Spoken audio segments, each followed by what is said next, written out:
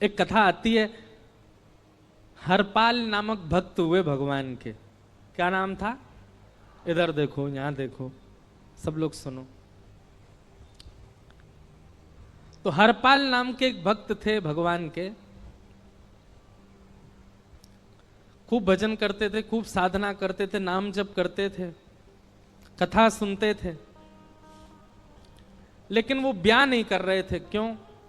उनकी इच्छा थी कि जैसा मैं भजन करता हूं, जैसी मेरी भक्ति है, जैसा मेरा भाव ठाकुर जी के प्रति है, ऐसी कन्या मिले तो मैं ब्याह करूंगा, नहीं तो जीवन भर ऐसे ही रहूंगा।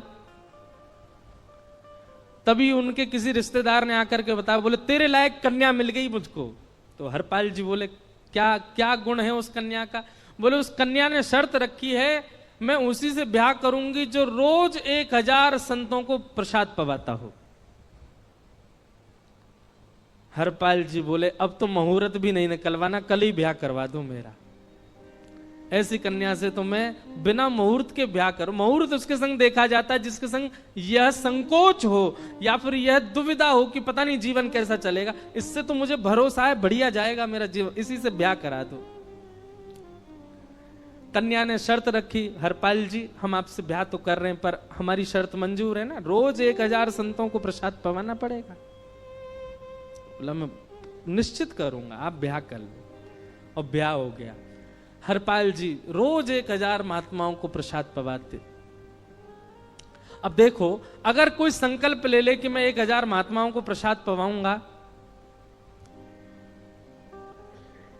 अगर 100 महात्मा ज्यादा बढ़ जाएं, 200 महात्मा ज्यादा, उनको मना करेगा क्या?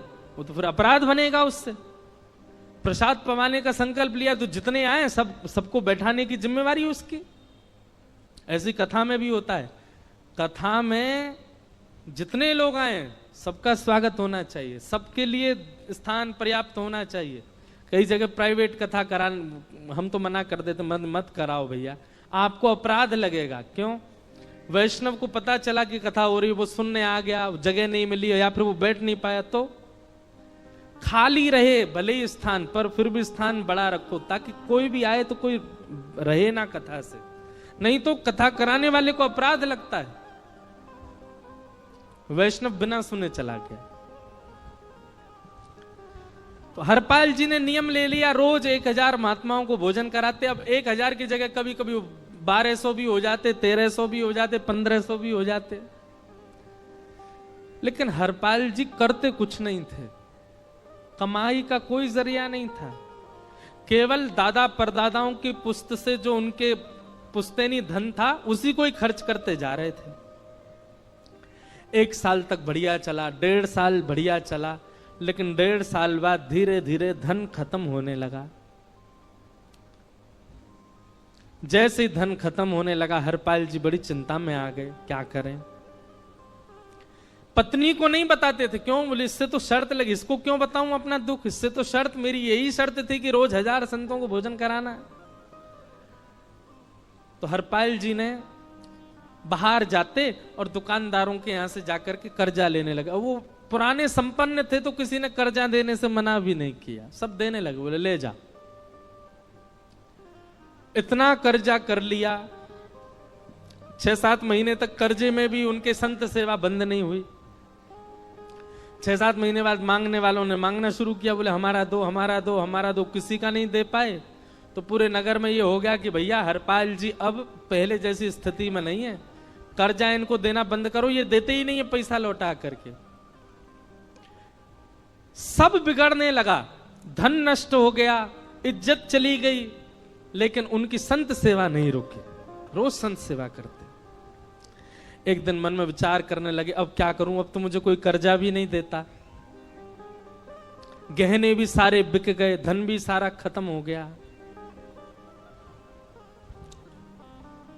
तो हरपाल जी ने मन बनाया कि मैं चोरी करूंगा, और चोरी करके ठाकुर जी, आप लोग मत करना ऐसा, चोरी करूंगा। हरपाल जी चोरी करने जाने लगे, लेकिन हरपाल जी का नियम था कि वो किसी के धन की चोरी नहीं करते थे। संपन्न लोगों के घर में जाते थे और उनकी रसोई घर की सामग्री चुरा लाते थे, चीनी, दाल, आटा, चावल, मूंग, नमक मिर्च, ताकि भंडारा हो जाए सवेरे। इस प्रकार महाराज चोरी होने लगी। एक घर की हुई, दो घर, अब तो हल्ला होने लगा। बोले कि घरों की सामान राशन चोरी हो जाता है। वो बड़ा विचित्र चोर है, धन नहीं चुराता है, राशन चुरा के भागता है। ऐसी चोरी होने लगी महाराज। अब तो लोगों ने अपने अपने घरों में पहरेदारी शुरू कर दी कि चोरी ना हो। तो हरपाल जी को और दिक्कत होने लगी, क्या करें कैसे करें। धीरे धीरे हरपाल जी इस स्थिति में आ गए कि अब संपन्न लोगों के यहाँ उन लोगों को ढूंढते जो ना कभी संत सेवा करते ना वैष्णव सेवा करते, और उन लोगों के यहाँ जाकर के थोड़ा बहुत धन चुरा लेते, स्वर्ण चुरा लेते।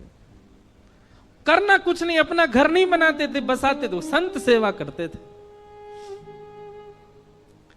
ठाकुर जी रीझ गए हरपाल से।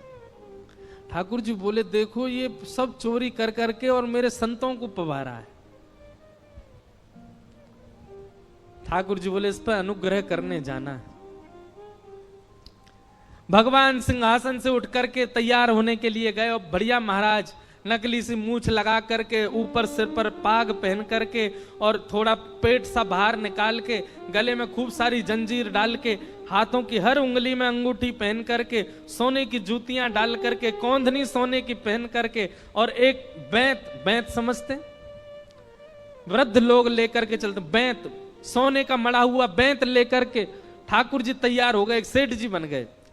लक्ष्मी भैया ने पूछा भगवान बड़ा सुंदर स्वरूप धारण किया, कहां जा रहे हो? बोले अपने एक भक्त से मिलने जा रहे हैं। रुक्मणी जी बोली मैं भी चलूंगी। भगवान बोले तुम मत चलो, तुम उसको पहचान नहीं पाओगे, तुमसे अपराध बनी जाएगा। बोले नहीं नहीं, भक्त दर्शन करने मैं तो जाऊंगी। भगवान बोले जल्दी तैयार हो जाओ। सब लोग इधर देखो, वहां से कोई सामग्री आ रही है, कथा यहां हो रही है, इधर देखो, और फिर हम आंख बंद कर लेंगे चाहे आप कहीं देखो। आंख खुली है तो हमको ही देखो। रुक्मणी जी एक सेठानी बन गई, ठाकुर जी सेठ जी बन गए, और दोनों ने मन में विचार किया कि हरपाल जी को दर्शन देना है। और यहां हरपाल जी की स्थिति क्या थी? अब संत सेवा के लिए कहीं से भी धन नहीं मिल रहा था। तो हरपाल जी एक मार्ग पर जाकर के बैठ गए और सोचने लगे कोई धनवान यहां से निकलेगा तो उसको लूट लूंगा, और लूट के भाग जाऊंगा, सारा धन संत सेवा में लगा दूंगा। तभी उस मार्ग पर कोई और तो आया नहीं, ठाकुर जी सेठ बन करके आ गए। और महाराज खूब सारे गहने पहन करके, पाग बढ़िया सोने की जड़ाऊ पाग पहन करके, ऐसे वस्त्र पहन करके, और छम छम करते चलते आ रहे हैं। उन गहने ही बज रहे हैं ठाकुर जी के।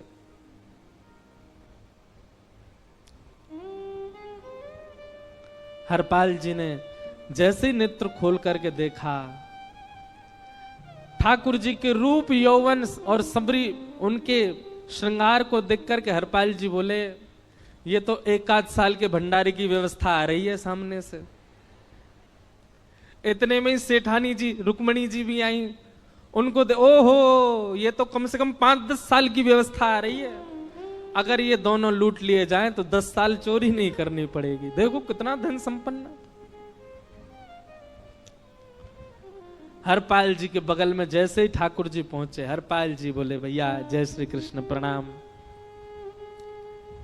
ठाकुर जी तो नाराज हो गए, क्या भगवान का नाम बोलता है सुबह सुबह? तुम सब लोग बड़े पाखंडी हो, ढोंगी हो। और हमने सुना इस गांव में एक रहता है, वो चोरी डकैती करता है और फिर कहते हैं संत सेवा करता है। ऐसी काय बात की चोरी भैया?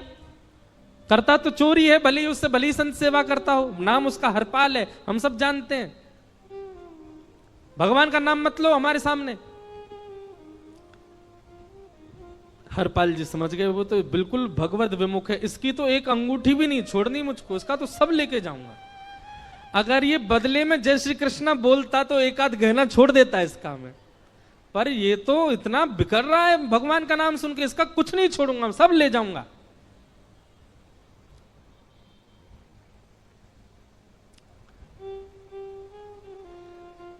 हरपाल जी बोले हाँ भैया एक रहता तो है डकैत इस गांव में, और उसका कोई पता नहीं है, वो कभी भी आ जाता है।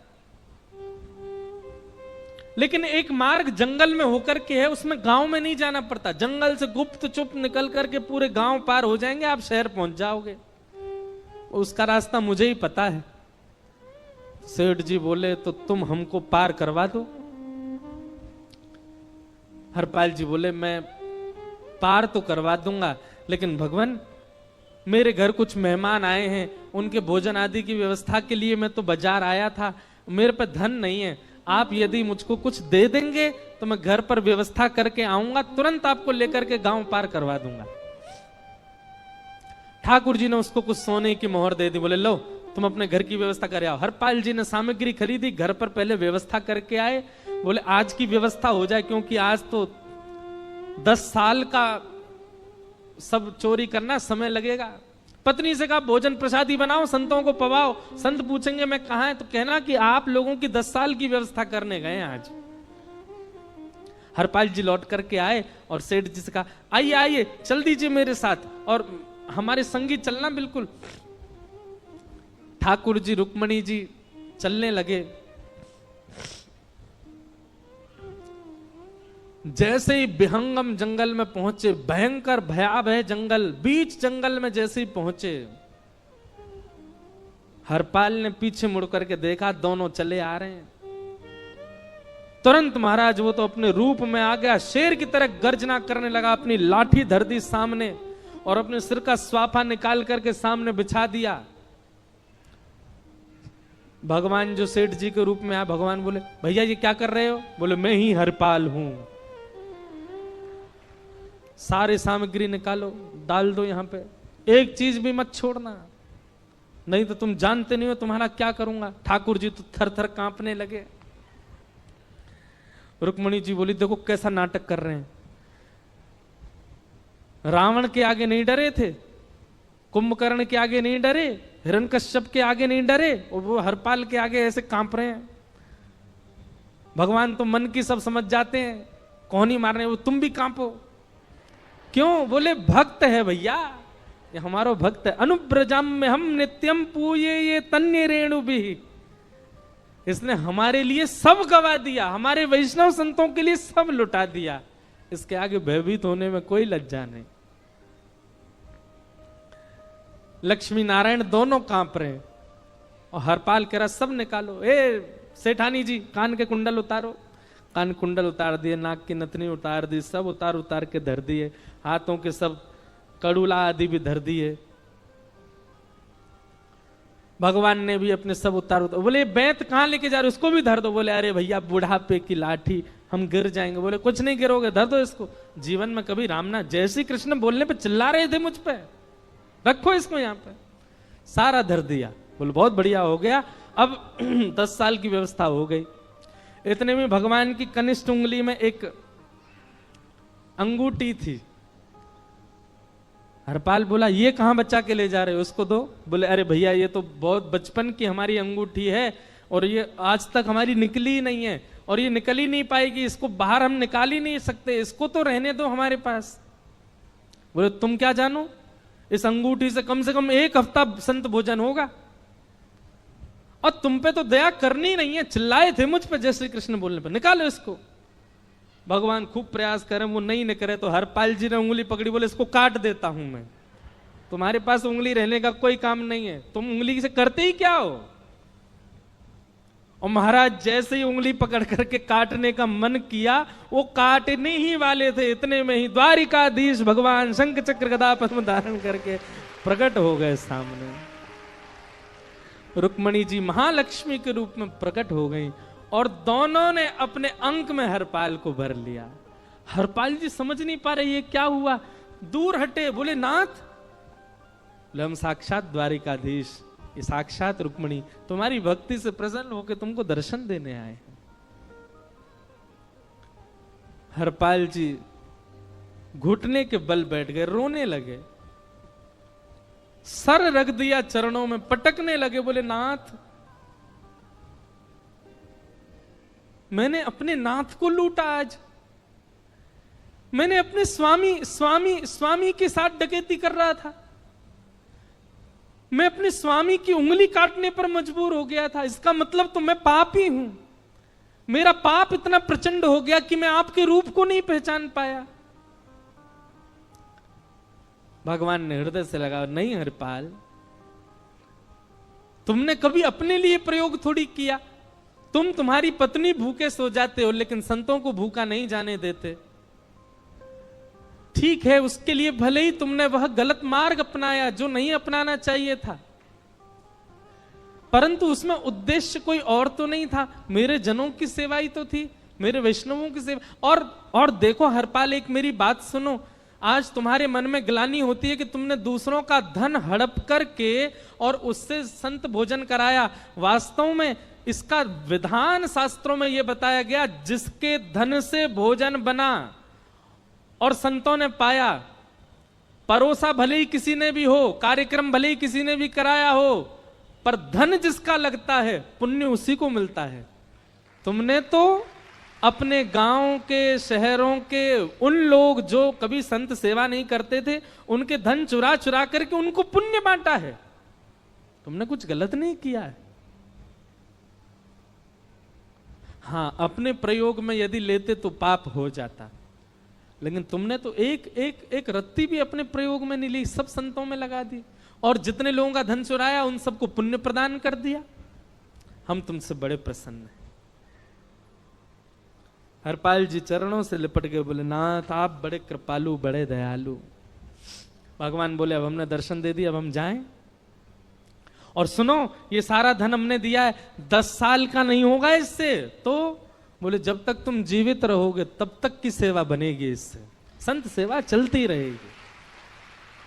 ये सारा धन आभूषण हम लेकर के इसीलिए आए थे, ताकि तुमको अब कभी किसी से मांगना ना पड़े, किसी से हड़पना ना पड़े।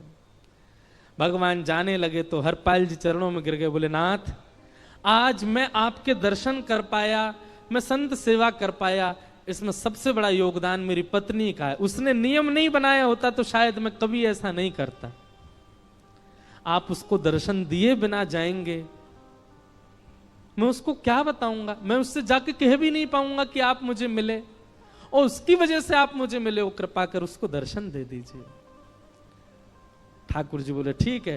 तुरंत लक्ष्मी नारायण भगवान ने छोटे छोटे बालकों का रूप धारण कर लिया और हरपाल जी की गोद में बैठ गए, और हरपाल जी अपनी गोद में लेकर के ठाकुर जी को घर पर आए, और आकर के अपनी अरे सुनो देखो कौन आए हैं। जैसे बाहर आकर के देखा तो नन्हे से ठाकुर जी, नन्ही से रुक्मणी जी गोद में बालकों की भांति बैठे हैं। बोले अरे इतने सुंदर सुंदर बालक। बोले बालक नहीं है, ये साक्षात जगन्नाथ भगवान, साक्षात रुक्मणी जी, साक्षात द्वारिकाधीश हैं।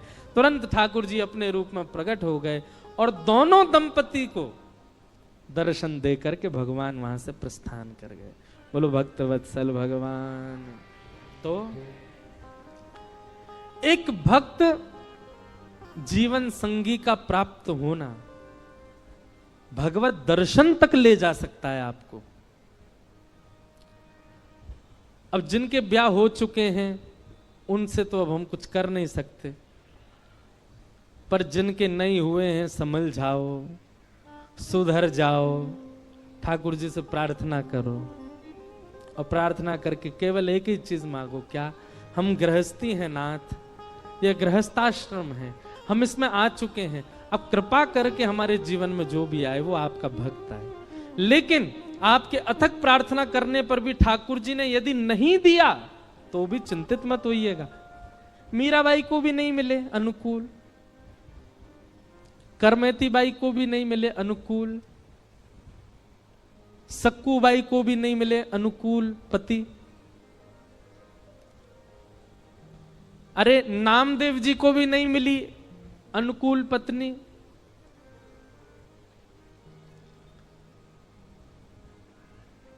इसलिए अनुकूल मिल जाए तो भगवान की बहुत बड़ी कृपा, नहीं मिले तो उससे चिंतित मत होना।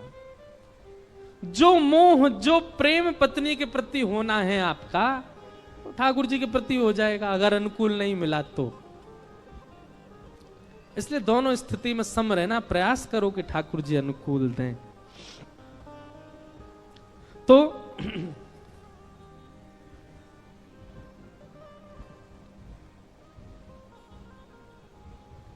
कर्दम ऋषि ने भगवान से प्रार्थना करके कहा कि मुझे एक अनुकूल पत्नी मिले, नाथ कृपा करो। और कैसी पत्नी मिले जो मुझसे ज्यादा आपसे प्रेम करे, मुझसे ज्यादा आपका भजन करे, मुझसे ज्यादा आपको ध्याये। कर्दम ऋषि की बात सुनकर के भगवान बड़े प्रसन्न हो गए। भगवान ने कहा, बोले ऋषि, परसों स्वयं भू मनु तुम्हारे यहां आएंगे अपनी पुत्री देवहूति को लेकर के, वही तुम्हारे लिए अनुकूल है, उससे तुम ब्याह कर लेना। कर्दम ऋषि बोले, मतलब क्या मुझे कहना पड़ेगा कि अपनी बेटी से मेरा ब्याह करा दो? ये तो बड़ा अटपटा लगेगा। भगवान बोले, चिंता नहीं, हमने सब व्यवस्था कर दी। हमने नारद जी से जाकर के उनकी बेटी को आज्ञा दिलवा दी कि आपका ब्याह तो केवल नारद जी से, उनसे, कर्दम ऋषि से होगा। वो अपनी बेटी का ब्याह करने ही आपके यहां आएंगे, आप उनसे ब्याह करना, आपका जीवन मंगल में होगा। कर्दम ऋषि का देवहूति माता के साथ ब्याह हुआ, 9 पुत्रियों ने जन्म लिया, 10वें संतान के रूप में भगवान कपिल प्रकट हुए। अच्छा, ये भी बड़ी अद्भुत कथा है। जब कर्दम ऋषि ने वरदान मांगा कि मुझसे ज्यादा आपसे प्रेम करने वाली मुझे कन्या से मेरा ब्याह हो जाए, ठाकुर जी इतने प्रसन्न हो गए। भगवान ने कहा, एक वरदान हम तुम्हारा पूरा करेंगे, एक वरदान हम अपनी तरफ से देंगे। भगवान बोले, देवहूति से तुम्हारा ब्याह होगा तो तुम्हारी कामना पूरी हो गई। अब एक वरदान हम अपनी तरफ से देंगे कि तुम्हारे यहां पुत्र बन के हम ही आएंगे, हम ही तुम्हारे पुत्र बन के आएंगे। क्योंकि भक्त पत्नी, भक्त पति, तो निश्चित है संतान हमारी, हम जैसी ही प्रकट होगी।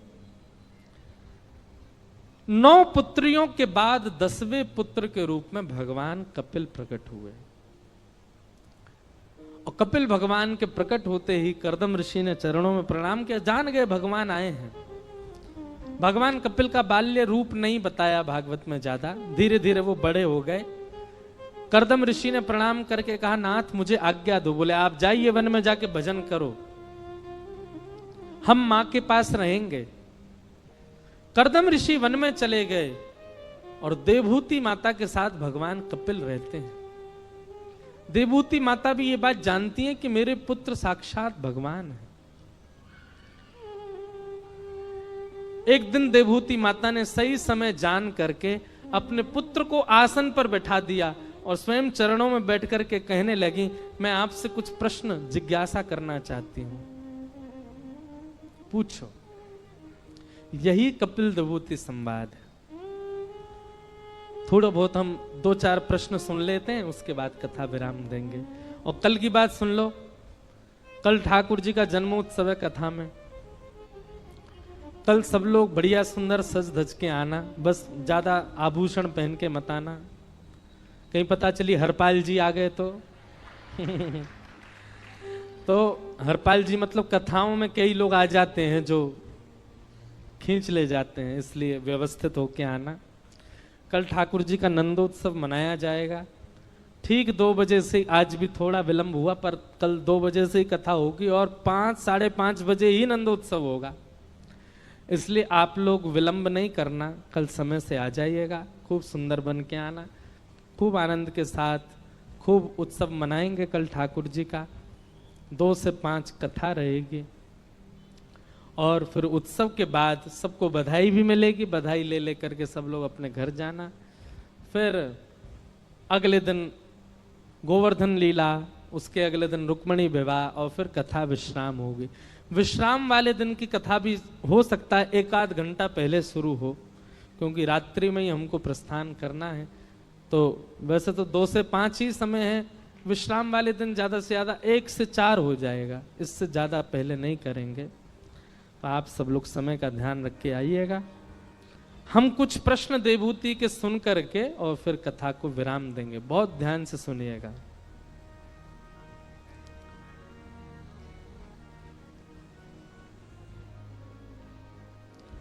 कि निर्वेणा नितराम भूमन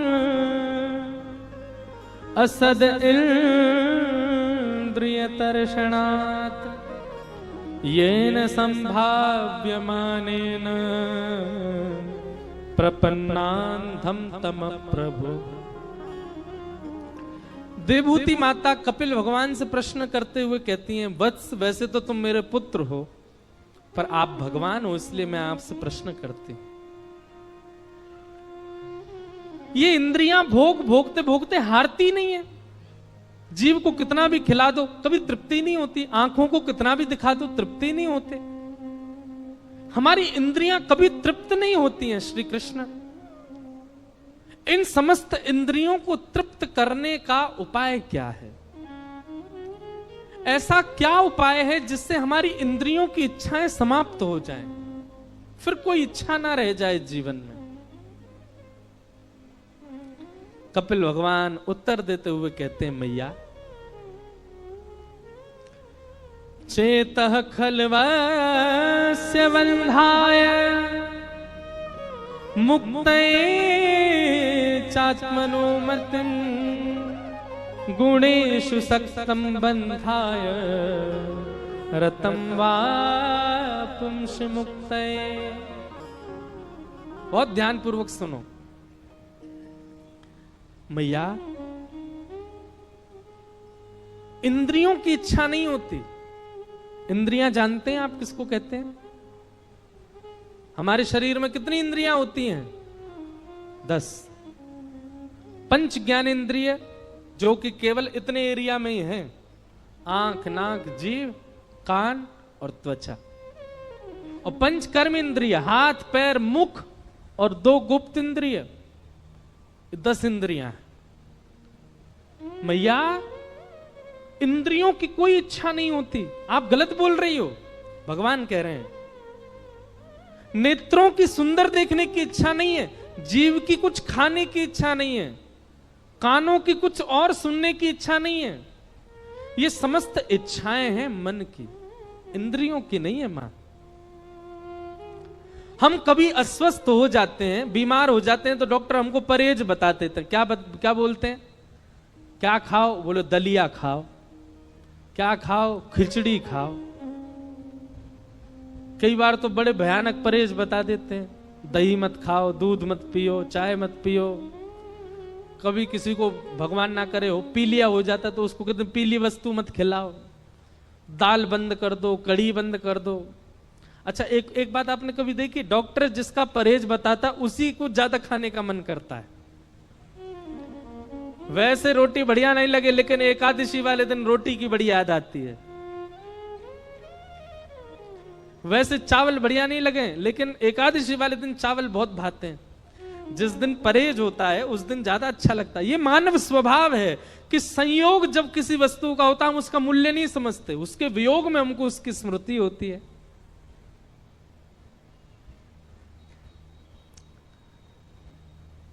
भगवान कह रहे हैं मैया इंद्रियों की इच्छा नहीं होती, इंद्रियों को तो जो दे दोगे वो स्वीकार कर लेंगी।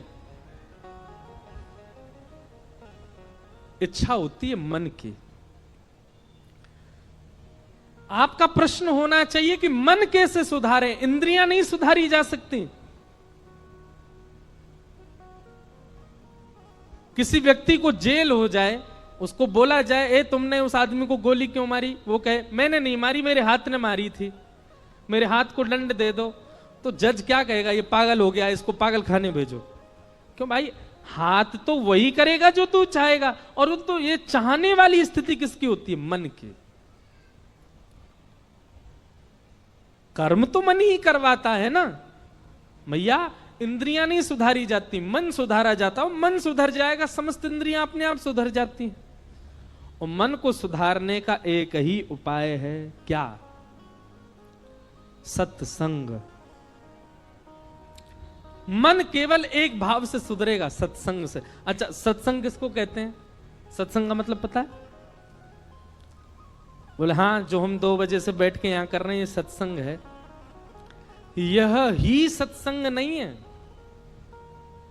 धोती पहन के रहना यह भी सत्संग है। तिलक धारण करके रहना यह भी सत्संग है। कंठी माला पहनना यह भी सत्संग है। किससे बात करना, किससे ना करना यह भी सत्संग है। क्या खाना, क्या नहीं खाना यह भी सत्संग है। आपकी संपूर्ण दिनचर्या सत्संग कहलाती है। क्या खाते हो, क्या पहनते हो, कहां जाते हो, किससे मिलते हो, कैसे बोलते हो, कैसे। अरे लेटना भी सत्संग होता है। लेटने का तरीका, कई लोग बैठते कैसे, सोफा पे ऐसे बैठ जाते हैं, अधर होकर के हाथ पाम ऊपर कर लिए, पाम सामने टेबल पर धर लिए, उसके बैठने की अदब से ही पता चलता है कि अच्छा आदमी नहीं। पर कोई बैठता हो डिसेंट तरीके से, ऐसे सुख आसन में बैठ जाता हो, मेरुदंड सीधा रखता हो, अपनी गर्दन सीधा रखता हो, उसके स्वरूप से पता है सत्संगी है। बैठने का तरीका, बोलने का तरीका, चलने का तरीका, खाने के व्यंजन, पीने का पानी, सोने का स्थान, सब आपका सत्संग बताता है और इन सब से मन पर प्रभाव होता है। ये सब सत्संग कहलाते हैं। सदपुरुषानाम संग इति सत्संग, सदग्रंथानाम संग इति सत्संग, सदव्यंजनानाम संग इति सत्संग, सब सत्संग है। मां, सत माने भगवान, और आपकी हर स्थिति ऐसा संग करती है जिससे भगवत प्राप्ति हो, वो सब सत्संग कहलाता है। सत्संग। मां, यदि आप चाहती हो कि आपका मन शुद्ध हो, पवित्र हो, एकाग्र हो, तो आपको सत्संग करना चाहिए। किनका संग करें? तब पंच गुण बताए। कौन कौन से पंच गुण? तितिक्षवः कारुणिका सुहृदः सर्वदेहिनां, अजात शत्रवः शांता साधवः साधुभूषणा।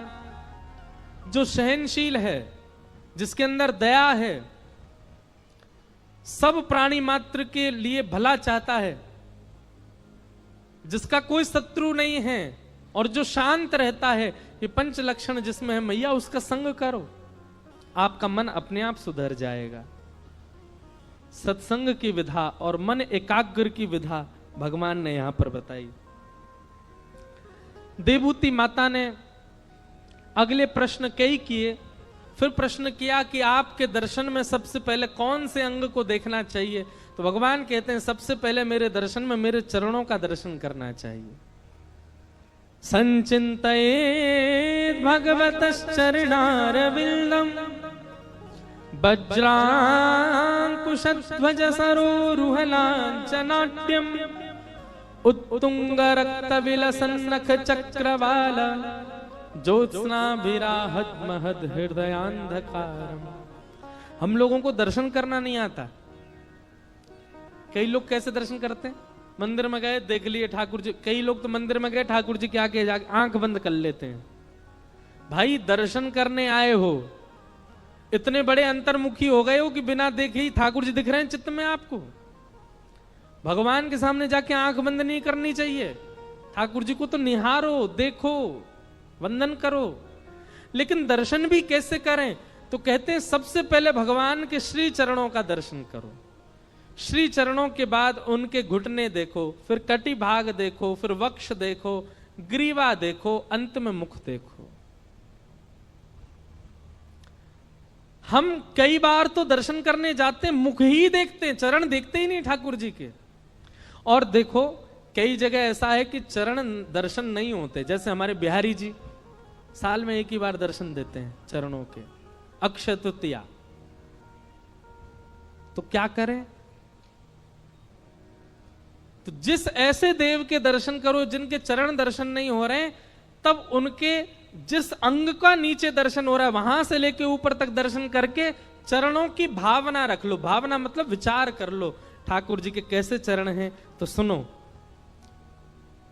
उत्तुंग रक्त विलसन्नख चक्रवाल, कमल जैसे ठाकुर जी के चरण हैं। ठाकुर जी के नख जो हैं ऐसे लगते हैं मानो एक एक चंद्रमा विराजमान हो, ऐसा प्रकाश उत्पन्न हो रहा है। वज्रांकुशध्वज सुरोरुहलांचनाड्यम, वज्र, अंकुश, ध्वजा आदि आदि चिन्ह भगवान के चरणों में है। ये सब विचार कर लो। लेकिन सर्वप्रथम दर्शन भगवान के चरणों का ही करो। हमने एक कथा में एक बात कही थी कि आप एक नियम बना लीजिए। क्या? 15 दिन तक अपने प्रिय मंदिर जाओ। और मंदिर जाकर के केवल ठाकुर जी के श्री चरणों का दर्शन करो, मुख का दर्शन मत करना। आपका आकर्षण होगा उनके मुख की ओर, वो कितने भी सुंदर बन के क्यों ना खड़े हों, कितने भी अच्छे प्यारे क्यों ना लग रहे हों, आप जाकर के नेत्रों से गाढ़ करके केवल उनके चरणों को देखना, मुख मत देखना। 15 दिन बाद आप अनुभव करेंगे कि 15 दिन तक आपने ठाकुर जी के चरणों के दर्शन किए, तो 15वें दिन आपके स्वप्न में या आपके नेत्रों में ठाकुर जी खुद अपना मुख दिखाने आएंगे। ये चरण दर्शन से मिलने वाला फल है। 15 दिन बाद ठाकुर जी खुद आ जाएंगे। अरे रोज आवे, देखे ना हम, देख मैं कैसा लग रहा हूं आज। ठाकुर जी के चरणों में चरण साधारण नहीं है ठाकुर जी के। उन चरणों का नित्य दर्शन करो। जिसके मन में ये अभिलाषा हो कि मुझे ठाकुर जी को स्वप्न में देखना है, 15 दिन तक ठाकुर जी के चरणों का चिंतन करो। 15 दिन भी बहुत बता रहे हैं हम। आप संकल्प धारण करो, 1 हफ्ता व्यतीत होते ही ठाकुर जी स्वप्न में देखेंगे। बस शर्त यह है कि ठाकुर जी का मुख मत देखना, मंदिर जाके चरण ही देखो।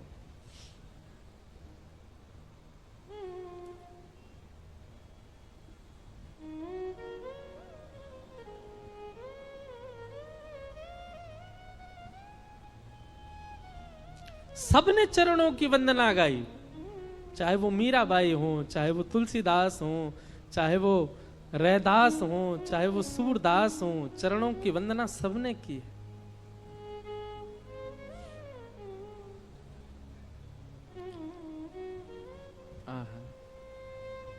मीराबाई कहती हैं, हरि चरणा चित राची, गिरधर जन्म मरण रा साथी। मीराबाई कहती हैं, गोवर्धन गिरधारी जी सुध लेना हमारी, मीरा के प्रभु गिरधर नागर, चरण कमल बलिहारी, सुध लेना हमारी, गोवर्धन गिरधारी सुध लेना हमारी। चरणों की वंदना किसने नहीं गाई? सबने गाए हैं। तो भगवान कहते हैं, मैया मंदिर में आती सबसे पहले मेरे श्री चरणों का दर्शन करो, श्री चरणों का अनुभव करो। तत्पश्चात मैया ने और भी प्रश्न किए, ठाकुर जी से प्रार्थना करी। भगवान सबके उत्तर देते जा रहे हैं और सबके उत्तर में कोई ना कोई भाव ठाकुर जी सुंदर सुंदर बता रहे हैं। इस प्रकार देवहूति माता के अनेक प्रश्नों के उत्तर यहाँ कपिल देवहूति संवाद में कहे जा रहे हैं। हम सबको प्रणाम मात्र करते हैं। कल ठाकुर जी का नंदोत्सव मनाया जाएगा। आप सब लोग 1:30 बजे ही उपस्थित हो जाना। 2 बजे से कथा का प्रसंग रहेगा। बड़े प्रेम और भाव से आज के मंगलमय कथा को विश्राम देते हैं। भाव से सब लोग गाओ। सब सुख सागर रूप उजागर रहे वृंदावन धाम। सब सुख सागर रूप उजागर रहे वृंदावन धाम। सब सुख सागर रूप उजागर रहे वृंदावन धाम।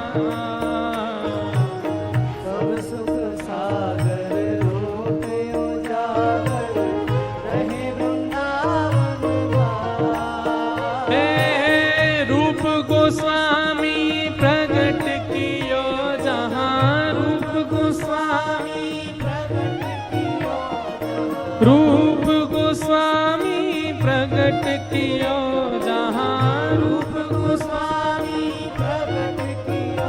राधा गोविंद रूप निधान, वृंदावन प्यारो वृंदावन,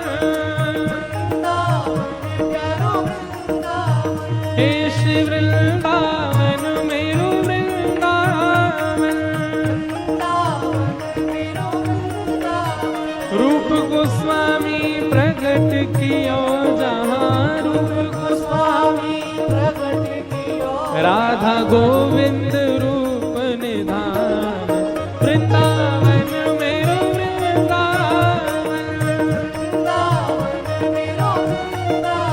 हे श्री वृंदावन प्यारो वृंदावन,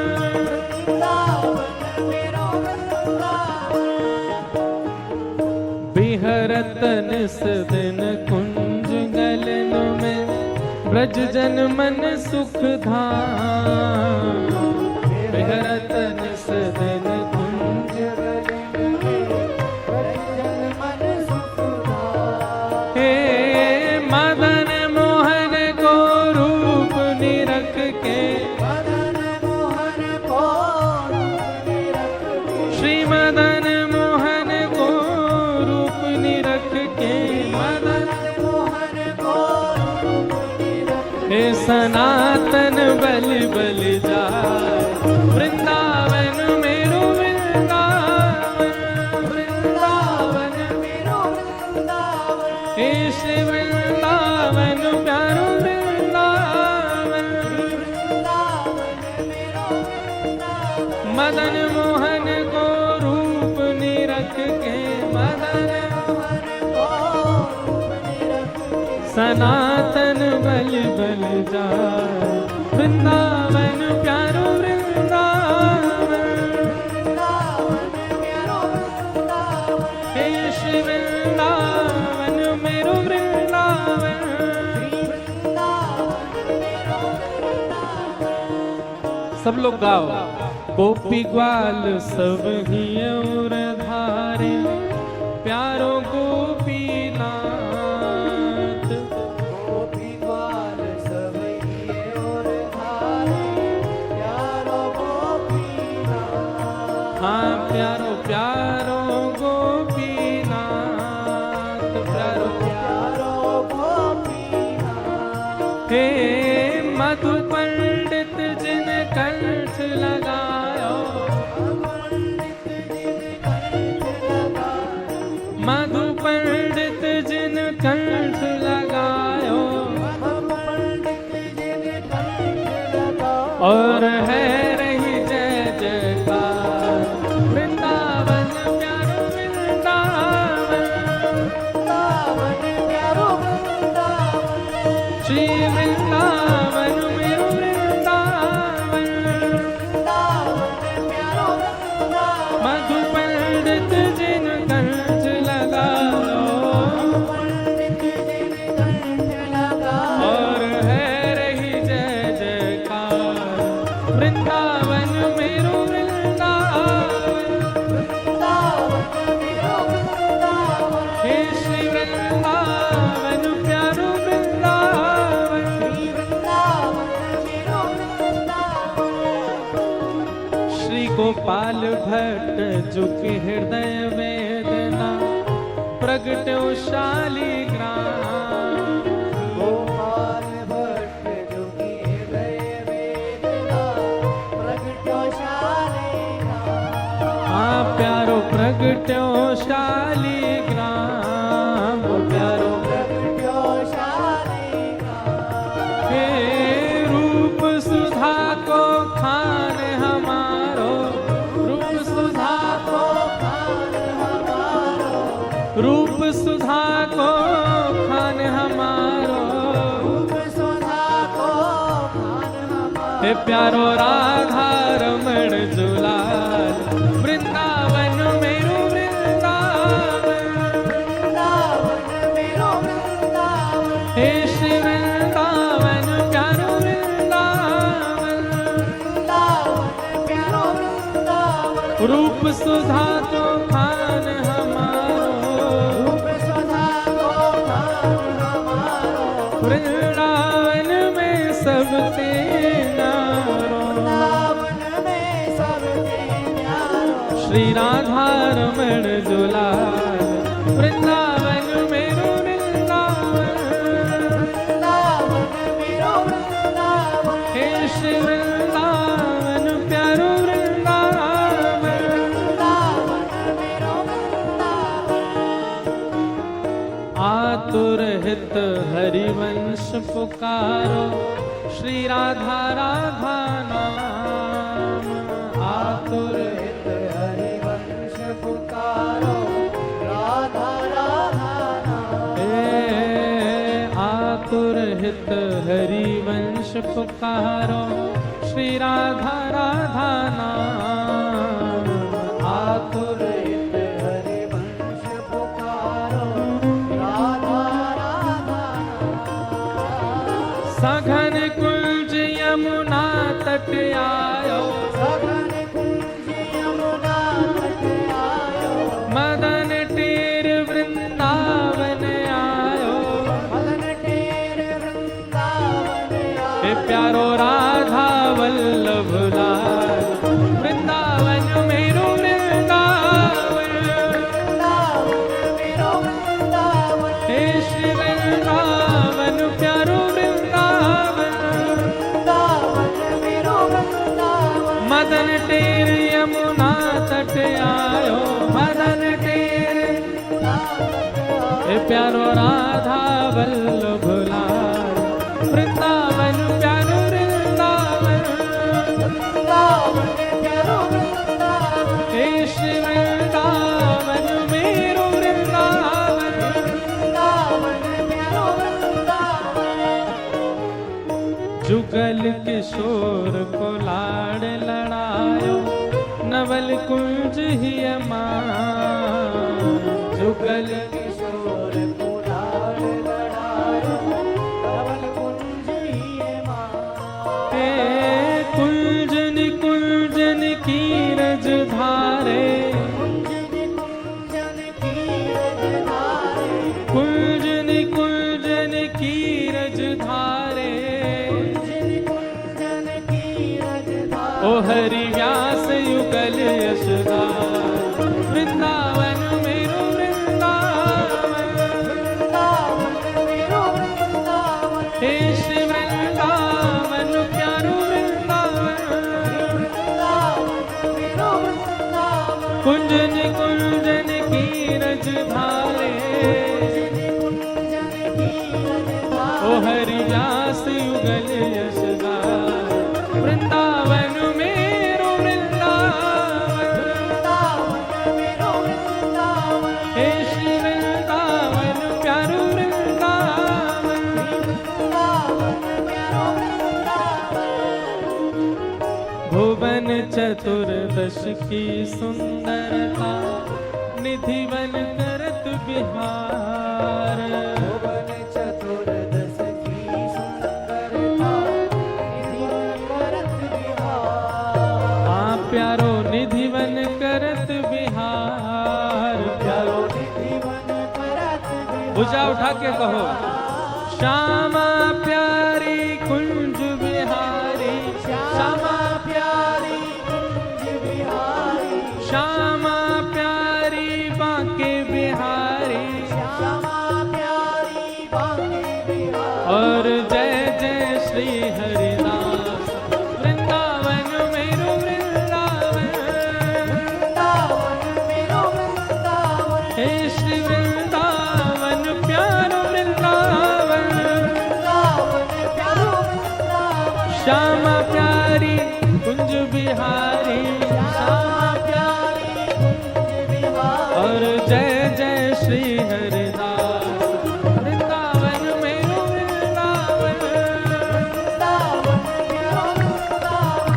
हे श्री वृंदावन प्यारो वृंदावन। वृंदावन प्यारो वृंदावन। जिनकी कृपा से यह रस प्रगट्यो, वृंदावन अभिराम। जिनकी कृपा से यह रस प्रगट्यो, वृंदावन अभिराम। हे सप्तनिधिन को ही उजियारो, सप्तनिधिन को ही उजियारो। यह आनंद करवावे वारो। यह आनंद करवावे वारो। हम सबको मिलवावे वारो। हम सबको मिलवावे वारो। हे हमारो गिरधर लाल, वृंदावन मेरो वृंदावन। वृंदावन मेरो वृंदावन। हे श्री वृंदावन प्यारो वृंदावन। वृंदावन मेरो वृंदावन। जय राधे राधे, राधे राधे। श्री राधे सुत सुत प्यारी राधे राधे बरसाने वारी राधे राधे हरिदास दुलारी हरिवंश प्यारी गिरधर की प्यारी हमारी प्यारी बरसाने वारी राधे राधे वृषभानु दुलारी राधे राधे ब्रज की है रानी राधे राधे जय राधे राधे श्री राधे राधे जय राधे राधे राधे जय राधे राधे राधे जय राधे राधे जय राधे राधे जय राधे राधे जय राधे राधे श्री राधे राधे जय राधे राधे जय जय श्री राम जय जय श्री राम जय जय श्री राम बोल वृंदावन बिहारी लाल की श्री राधा रमण लाल की श्री राधा वल्लभ लाल की जय जय श्री नमः पार्वती पते हर हर महादेव। आप सब लोगों को बहुत बहुत जय श्री कृष्ण, जय सिया राम, जय श्रीमन नारायण। कल लाल जी के दर्शन वही 11 से 12 हैं और कथा का समय 2 से 5 बजे तक कल नंदोत्सव होगा। पुनः मिलेंगे। सबको जय श्री कृष्ण। पूज्य व्यासपीठ को नमन करते हुए